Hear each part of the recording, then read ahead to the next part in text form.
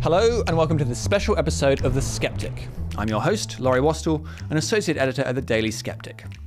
Now today I'm thrilled to be joined by a peerless and fearless climate skeptic to talk about his life and times, and that's Professor Norman Fenton, who is a mathematician and computer scientist and Emeritus Professor of Risk Information Management at Queen Mary University, London. Welcome to The Sceptic, Norman. Yeah, thanks for having me on. Yeah, really good to have you here. Okay, so there are some really important and controversial political issues that you've got involved in your time. But of course, before that, you were a jobbing mathematician, a professional academic.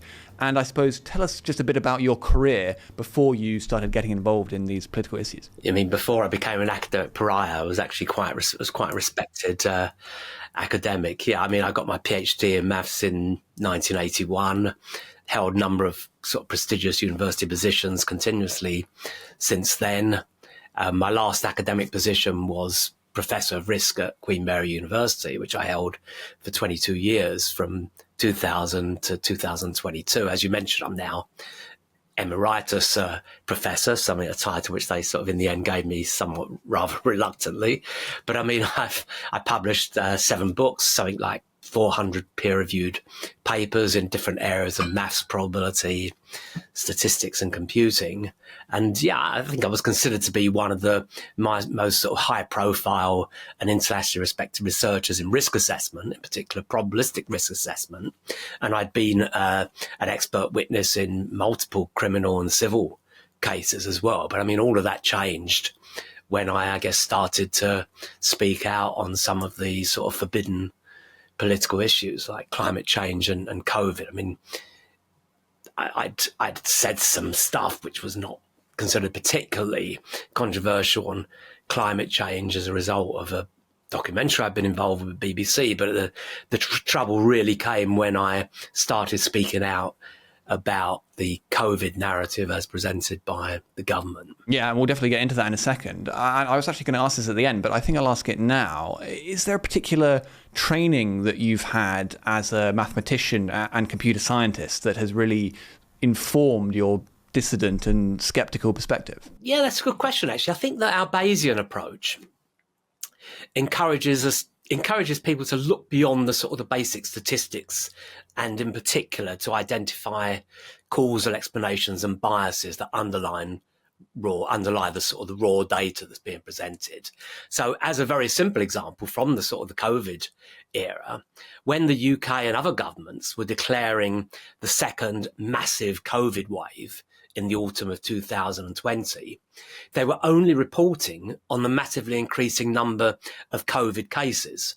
So you saw these sort of exponentially increasing curves, which were frightening the hell out of everybody, and eventually led to the second big lockdown, and of course also led to the apparent need for a mandatory vaccination as the only way out of it. But of course, those COVID cases were essentially just people testing PCR positive. And what was happening at the time is that there was a massive increase in mandated testing. I mean, for everybody returning to work or going to school in the autumn of 2020, which was when we were seeing this exponentially increasing curve, everybody, whether they had any symptoms or not, and almost all the people were asymptomatic, but had to get tested in order to be allowed to go to work. That number was not being considered. As soon as you just look at, when you actually factor in the number of tests that were taking place and look again and review, just in this case, just do a simple division, the number of cases by number of people tested, what we found was that there was no significant increase in the infection rate. So it's looking, it was a completely made up, it was a made up, second wave, which was done for political reasons, in my view. And that's the type of thinking, that's the type of statistical probabilistic analysis that we do. We look for those types of explanations and biases in the raw data that's being presented, and you end up with, in many cases, a very different picture of what's going on. And I found similar errors of sort of statistical reasoning also in the climate change narrative as well. Yeah, well, let's get more into that then, shall we? So, of course, your first major foray into these debates was in this BBC climate change documentary in 2015, and you've been very critical of that since, and sort of how that was portrayed by the BBC. But I suppose just to tell us to start with, I mean, tell us a bit about it, but how did they rope you in? I mean, what was the pitch? It was interesting because, so they did this 3-part documentary called Climate Change by Numbers. And what they said was they wanted 3 mathematicians who are not climate science researchers. They hadn't been involved in any way in the climate change debate. So they could sort of be independent. They could act as independent mathematicians explaining the mathematics, the numbers behind climate change. That was how it was presented, and there were 3. They chose 3 mathematicians, although actually they did audition us as well. The other 2 were chosen were Hannah Fry and Professor Sir David Spiegelhalter. Of course, actually, incidentally, have gone on. That was Hannah Fry's, I believe, her first TV appearance. David had done some radio appearances, not many on TV, but they went on. In particular, Hannah Fry went on to really stellar careers after that. I think she's become effectively the face of BBC Science, actually. Whereas for me, it was my first and only ever BBC appearance. So that gives you some indication of what went on during and after screening. But the point is, they gave us significant media training. And, as I say, it really did launch their careers. It probably could have launched my career had I not actually disputed the content of the programme. So what it was that I was asked, we each had a different number to explain about climate change. And my number was the 95%, which was what the IPCC, that's the International Panel on Climate Change, said was the probability that at least half of the warming since 1950 was man-made. So it's basically this idea that you're 95% certain that it's, that most of the warming, at least half of the warming, is man-made, right? Now, the interesting thing, before they approached me, they wouldn't have known this, right? Because I hadn't been public about it, but I was mildly skeptical, to say the least, because I'd followed the controversy over Michael Mann's hockey stick graph, and I knew that was basically bullshit. And I'd also followed the ClimateGate emails, which had revealed the extent to which, the extent of corruption and coercion amongst key academics who were pushing the climate catastrophe narrative. So I was kind of aware of all that, but I felt that this was an opportunity to introduce a little bit of skepticism about that particular number, incidentally, because I was aware even then that there were problems with that number. That 95%, which, let's say, was stated in I think it was the 2013 summary report of the IPCC. That figure was not backed up by anything in the main document. That was basically stated effectively for the politicians. It's a dramatic number. We're 95% confident about this, right? And in fact, if you look at what the models were saying in the detailed report, they weren't saying that at all. And it was a classic probabilistic fallacy to interpret what the models were saying to come to that conclusion about this 95% confident. And I actually thought that during the filming of the program, I would be able to get across some of that, the doubts about that number, why, what was behind the number, and why it maybe wasn't exactly what was being claimed in the summary report. And indeed, I was there. It was a very strange look. The filming of that documentary took place over 6 months. There was a lot of filming. Most of almost all of what ended up in the program, the actual documentary itself, with my 30 minutes, was basically scripted. There was almost nothing of my own words, other than I tried to do a little bit of a funny analogy with football statistics, because I've got an interest in that. So they thought that was nice. That was the only bit of stuff where I was allowed to sort of put in some of my own framing of the problem. But all of the detailed stuff that I'd done to explain the problems with this 95% was all edited out. We actually did, I mean, for example, we did a full day's filming at the Royal Courts of Justice in London because I was drawing an analogy with how that probability fallacy was the same as is made in many legal cases where they misinterpret forensic evidence. It's the same mistake. And I was trying to explain that. But of course, none of that made it into the final edit.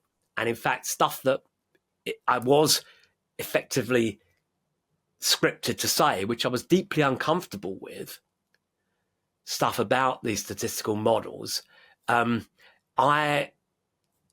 was scripted by some professors of climate science and other political activists, basically. But one of the professors of climate science had scripted this particular few lines, which I was deeply uncomfortable with, and I actually phoned him up before the program went out because I was concerned about what was being said there, and I did, because I didn't think it was correct.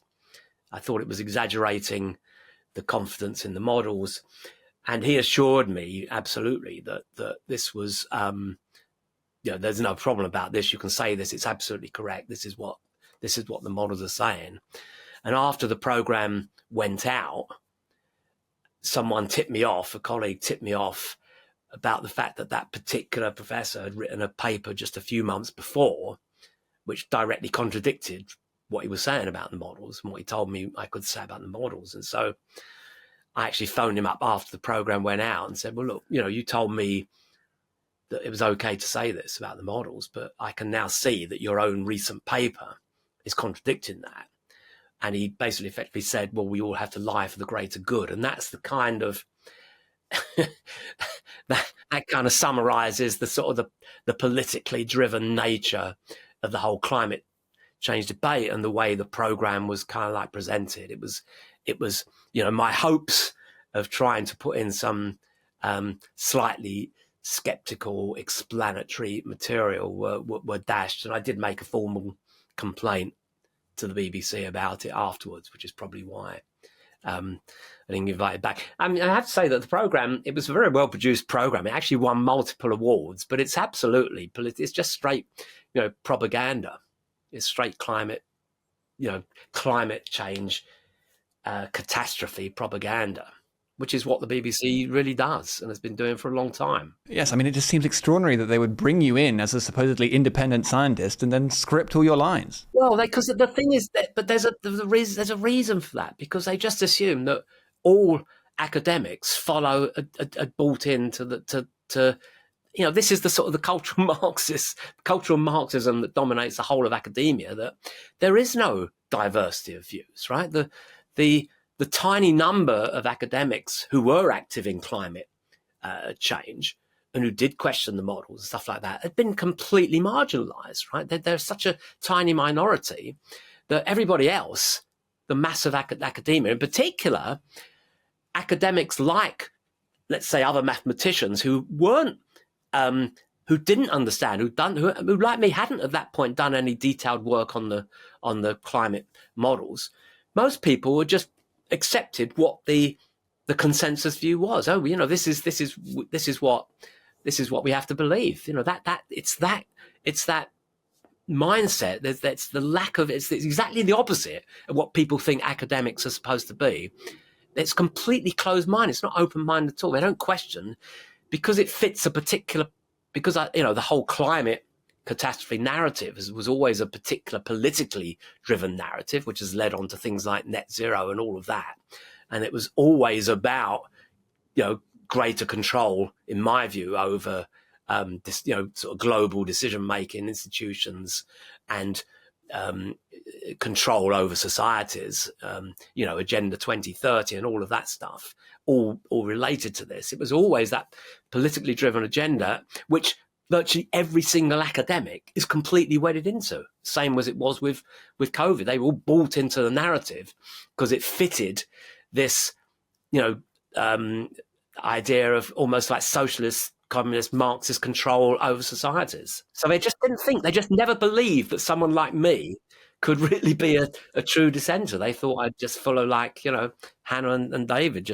They just follow the narrative and would never dare question it. And because if you dare, if you don't question it, you end up with, knighthoods and star spots on the BBC. But if you question it, you're basically, you become the pariah, the academic pariah, which I did actually subsequently become. And so, just for the record, I suppose, what is it that you say in that documentary, and what's so wrong about it? It was really about the confidence in the models, that these models were these models are accurate. These models are not in any way accurate. I mean, I don't want to go into the sort of they're based on, they're ridiculously overly complex. They're based on massive, ridiculous assumptions, ignore lots of other assumptions which should be part of these models, and end up, they're driven. It's like they're predicting what they want to predict because of the assumptions that they're making about the impact of the human impact on sort of the carbon emissions. And so they become self-fulfilling prophecies, these models. So that's climate change. And of course, you didn't go on to have a stellar career in the BBC after that.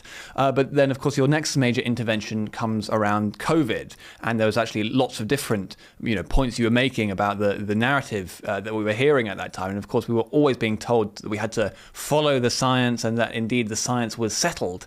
But it actually kept changing, didn't it? And you had this, these terms like COVID denier or lockdown denier or vaccine denier that were always being hurled at people who dissented from the narrative. And yes, they were being told that the science was settled. But I mean, was it always settled? None of it was settled. I mean, well, of course, they say the same thing about climate science. That was settled science, which was why, incidentally, the BBC, even then, when I was in that documentary, even before it was officially announced a few years later, they would not allow any sceptical views to be stated on the BBC because it was settled science. They were doing the same thing right from the beginning with the COVID narrative. It was settled for some reason. They out of nowhere, they plucked this idea that the lockdowns were going to be the way to sort of tackle this. These hard lockdowns were going to be the way to tackle it from the start. That was settled. Then they changed their minds about masking and stuff like that. And then, of course, the whole thing about the vaccines. All of these things were supposedly, there was supposedly a scientific consensus about what was the right thing to do, and none of them turned out to be the right thing to do. I mean, it was the lockdowns that concerned me right from the beginning. I mean, we'd already done. I mean, what we were doing, fun enough at the beginning, was not considered to be controversial because I was actually involved at that time, even before COVID. I'd been involved for a few years in research which was focused on risk assessment for chronic medical conditions, sort of identifying what the risk factors were, spotting them early, and therefore being able to predict and control these conditions better and identify better treatment protocols, that type of thing. So it's kind of like inevitable that I'd use that type of experience working with medical colleagues who I'd always worked with to sort of look at the risk factors which were influencing COVID. So initially, what we were doing in those first couple of months was considered to be sort of quite respectable. I even got papers published at that time looking at these at the risk factors. But with the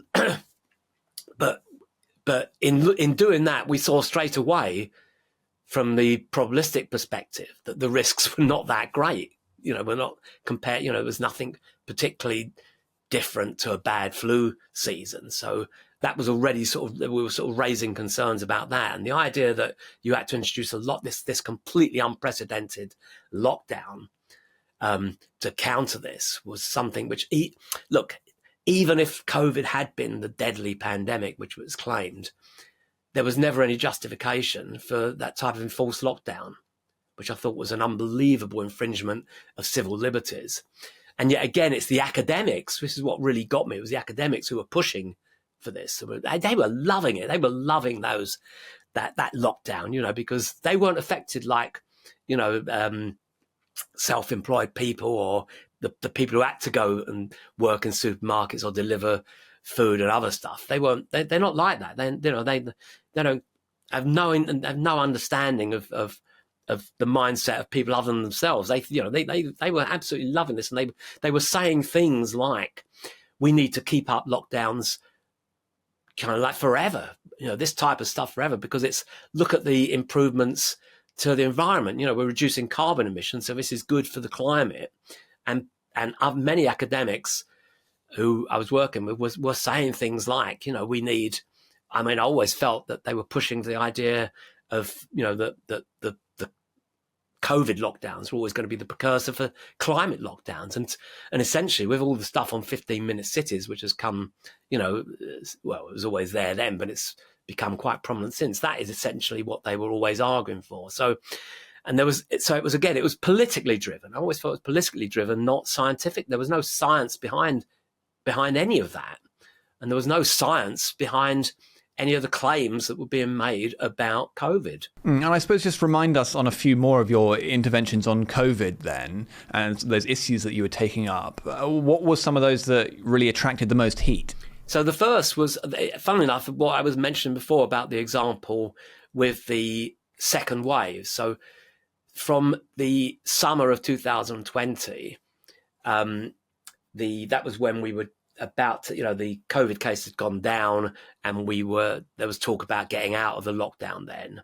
But as soon as we came out of that lockdown, going into autumn, they were creating this illusion, which is what it was, of this absolutely massive second wave, which was claimed, incidentally, to be, people don't realize this, there was claiming essentially it was like 10 times greater than the first wave in February and March of 2020. In fact, there's no real evidence that there was a wave even then, and there certainly wasn't evidence that there was a wave, this massive 10 times greater wave in 2020. So as soon as I started to point that out, that's when the attacks really began. So it was, I guess, late summer of 2020, I was pointing out that these data were not telling the full story. They were creating an illusion, which I always suspected was going to be the justification for further lockdowns and vaccine mandates, which I was really concerned about. And this was when I got the attention of the MOD 77th Brigade and their Twitter following, which was called the sort of the Mutton Crew. And I got viciously attacked. I was called a fraud. I was called a liar. All kinds of Twitter storms kind of like were directed against me, and in particular were directed against my position at Queen Mary, because people were saying, how can you have this nutcase, this conspiracy theorist spreading this rumours, these lies about COVID in your institution? How can you be a professor? You need to sack him. And those calls got greater after I came out very, very early on, warning about the dangers, about the fact that the vaccines were not the safe and effective treatment that was being claimed. Right from the, we were raising concerns about that in the very first weeks of the mass vaccination program, the end of 2020, beginning of 2021, and that then, that was considered to be, at that point, I'd already all of the research we were doing at that point, and we were trying to get this stuff published. It was being rejected without review. We were having struggled. We couldn't even get stuff onto preprint servers. It was only one, like ResearchGate, that we were able to get stuff out at all. And those papers did get, actually, fun enough, quite widely read, but they came under, of course, vicious attack. And that was the start also of being ostracized by fellow academics, including people I was working on, and I say on that medical risk assessment stuff. So some academics were withdrawing their names, refusing to be named on papers, which had nothing to do with COVID, which had to do with these other chronic medical conditions that we were investigating at the time. So academic and medical colleagues were withdrawing their names from that. I was removed from grant proposals at the time, and so I realised then that my academic career was basically was finished, because just having my name associated with any academic research or project was considered to be unacceptable. It was persona non grata. Say I'd become a complete academic pariah. And just to get a bit specific for a moment, I know there's a particular way of using probabilistic statistics to show that actually the claims of vaccine efficacy are significantly exaggerated. Could you just explain that for us briefly? I mean, because it's quite ingenious, I thought. Yes, but so what they were claiming this, when they were claiming this 95% efficacy of the vaccine, it was based on a number of tricks, the most obvious of which was to classify anybody who was tested positive for COVID within 21 days of the vaccine was classified as unvaccinated. And if you do that, even for a placebo vaccine, or even actually a negative efficacy vaccine, if you classify those within that period shortly after vaccination as unvaccinated, you will inevitably get the statistical illusion of very high efficacy for the first 12 weeks or so. And then it goes down, at which point they argue, okay, you now need the booster. It's just a statistical illusion. It was, just think about it, just think about it logically. If you're counting, I mean, there was a disproportionately higher number of people who did test positive for COVID within the first 3 weeks of vaccination. So it's inevitable that you're going to create that illusion of efficacy if you count those people as unvaccinated. Okay, and so it was for basic but really narrative destroying observations like this that you were increasingly coming under professional pressure and also government pressure in some ways. Yeah. So for example, I started to get, there's a little bit, of course, there was a resistance, an anti-official COVID narrative movement, and it was quite big. And of course, I was speaking quite a lot. I went on a lot of podcasts and webinars and stuff like that, and gave talks about this, and it got quite a lot of attention. But of course, it got the negative attention from those people who were promoting the official narrative, who controlled all of the mainstream media and who controlled the entirety of academia. So on the rare occasions where I did get invited to give a seminar about this, even to my own, like I used to speak regularly, for example, to our medical school at Queen Mary, and there's a Wolfson Institute associated with that. And I used to talk about, these issues of probabilistic risk assessment for chronic medical conditions. And that's the stuff I spoke about. But when I was invited to speak, I basically not only didn't get invited to speak there anymore, but for example, the one occasion after I'd spoken out, when I was invited to speak, so this is to my own medical school, the event got cancelled at the last minute because they said they couldn't have someone like me who was a conspiracy theorist speak to their staff. So I got cancelled from my own institution. I never got any support from Queen Mary for the attacks that were being made against me as well by members of the public and the mutton crew online, all that, calling for my dismissal. In fact, on the contrary, I would get emails from our HR department saying I needed to respond to this and this complaint about me. And I'd made very clear why there was no substance to these. These were completely defamatory without any substance.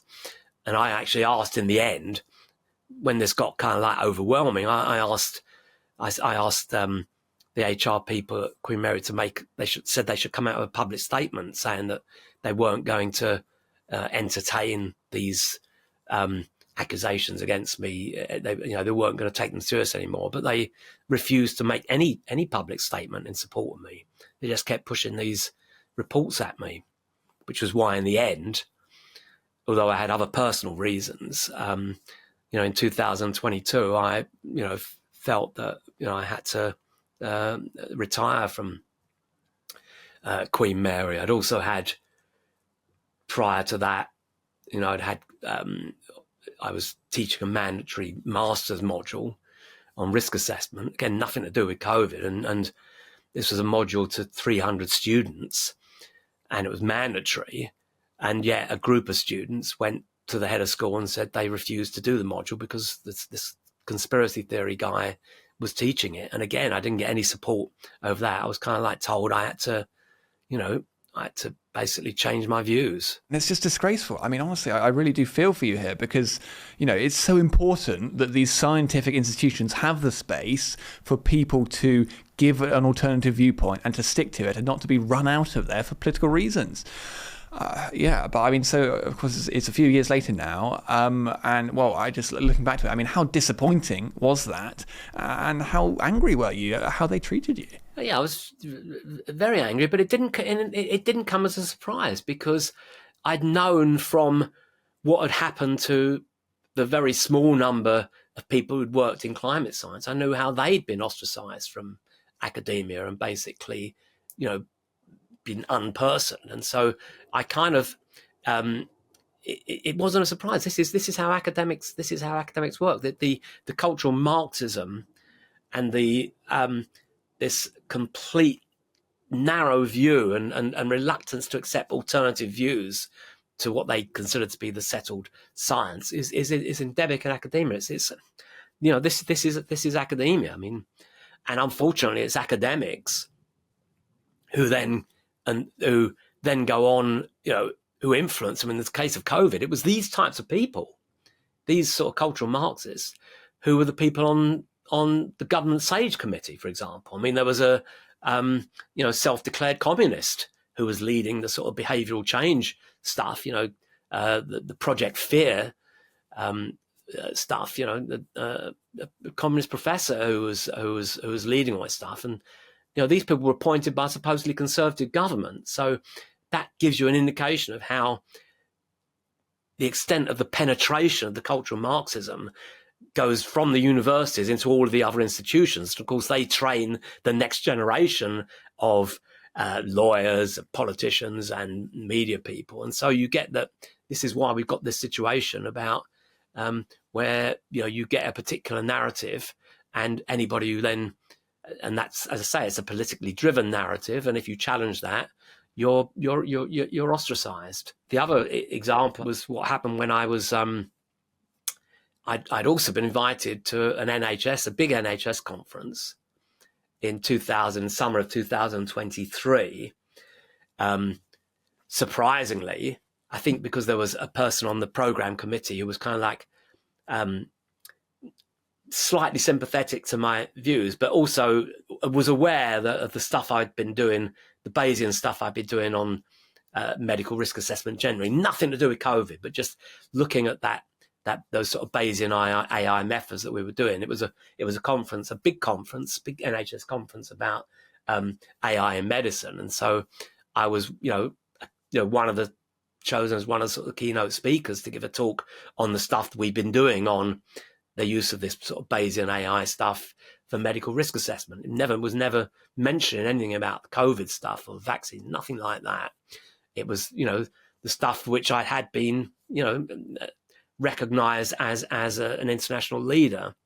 And again, at the last minute, that I got cancelled from that. I was told that, my presence it wouldn't be conducive.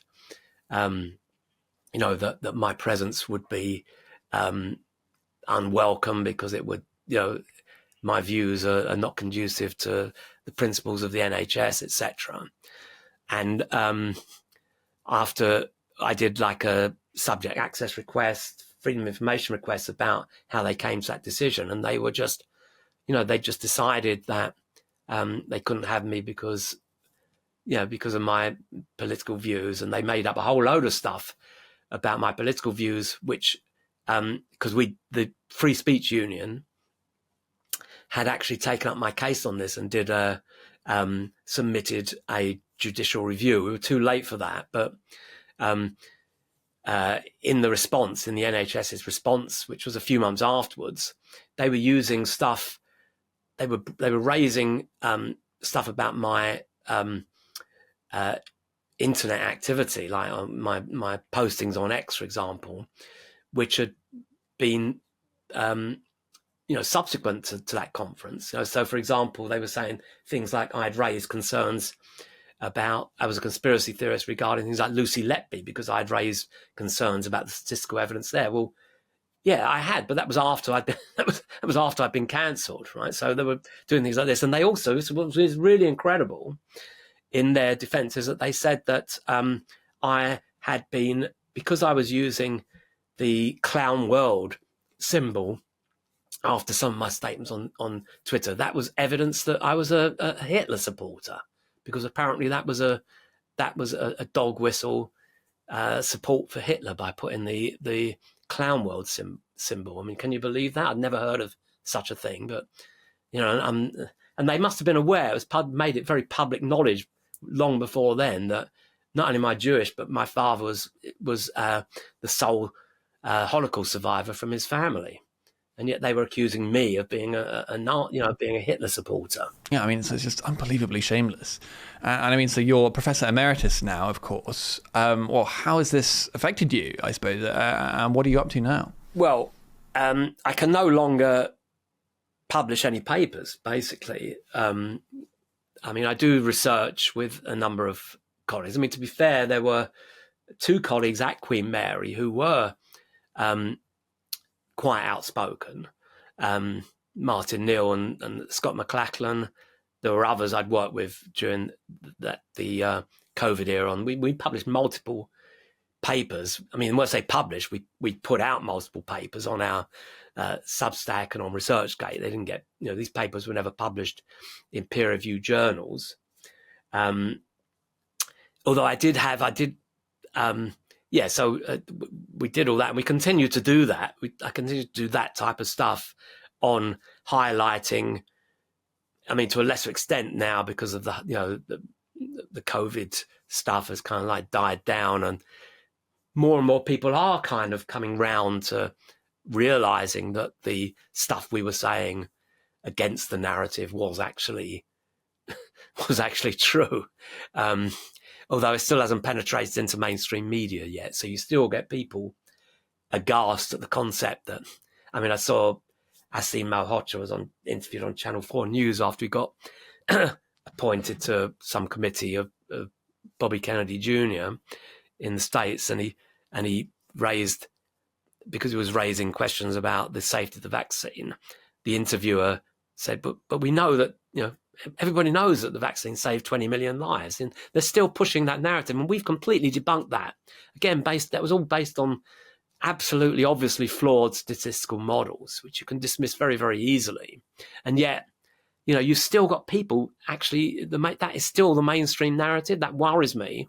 So obviously we're still chipping away at that, and I do a lot of work chipping away at other kind of like the use of poor statistics in decision making. I mean, one of the things I'm very concerned about, I have to say, is the fact that massive government research funding, I would say even the majority, virtually all of the government's massive funding, for example, in AI research, is actually dedicated to clever algorithms for censoring people like myself, people who counter what they consider to be the settled science on things. And it's all about, this whole thing about trying to classify what constitutes disinformation, and to try and therefore anything they consider which counters the narrative is classified as disinformation, and it has to be either completely censored, so clever ways of making sure any of our arguments never make it into any of the search algorithms or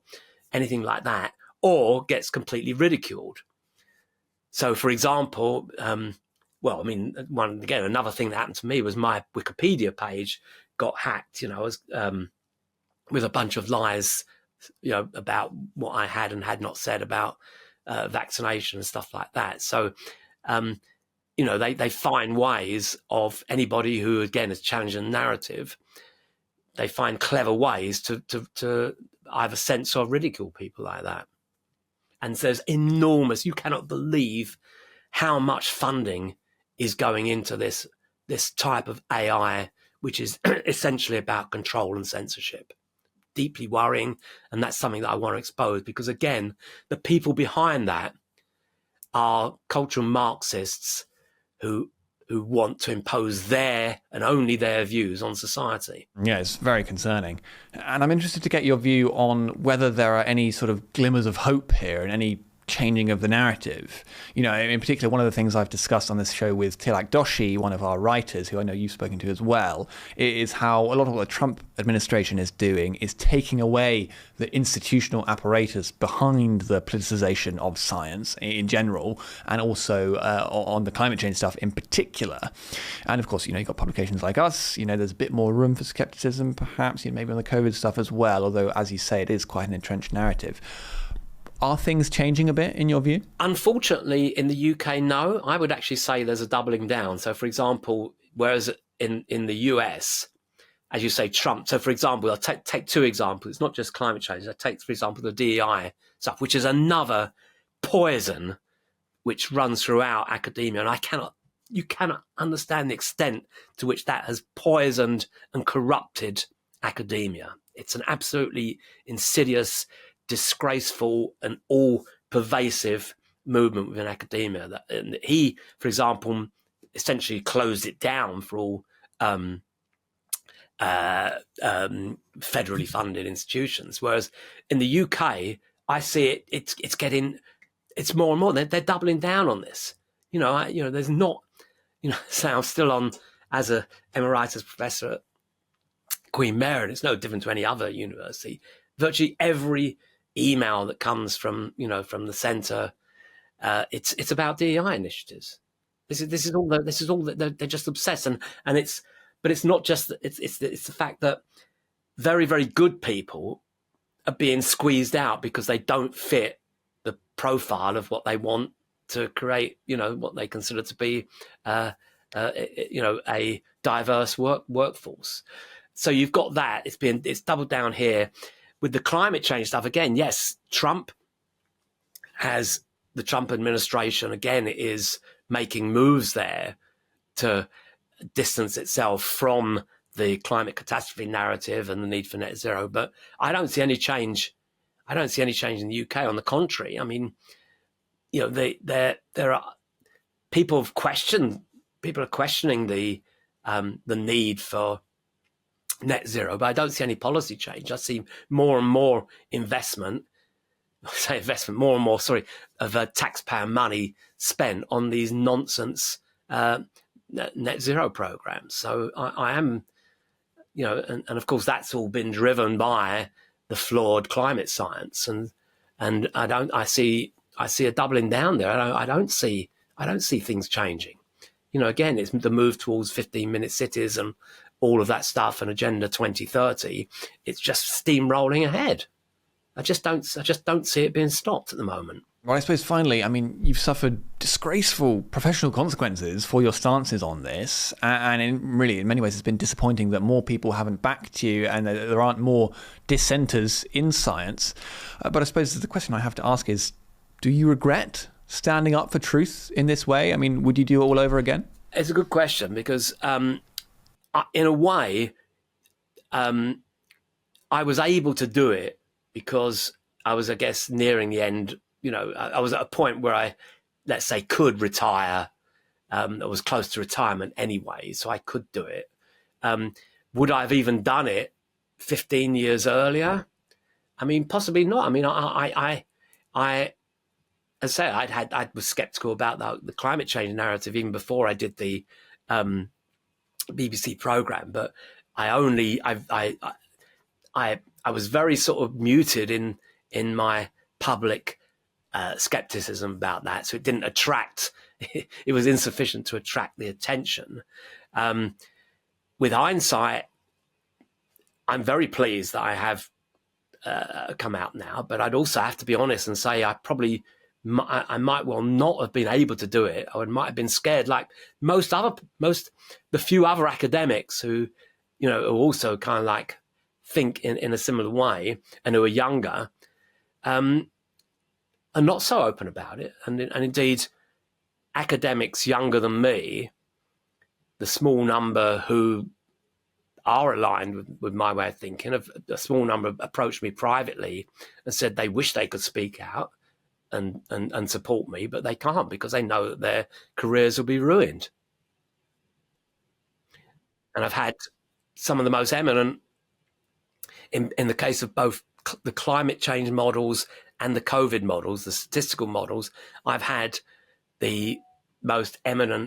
some of the most eminent statisticians, people who are much better qualified than me to understand the complex statistical models behind that. Because I'm a mathematician, probability theorist. I don't actually regard myself as a statistician, but these are people who have intimate knowledge, the correct intimate knowledge.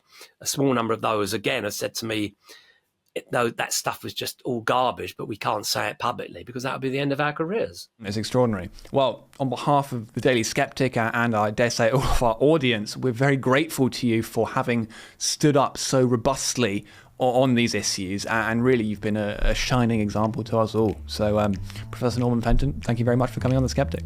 Thanks.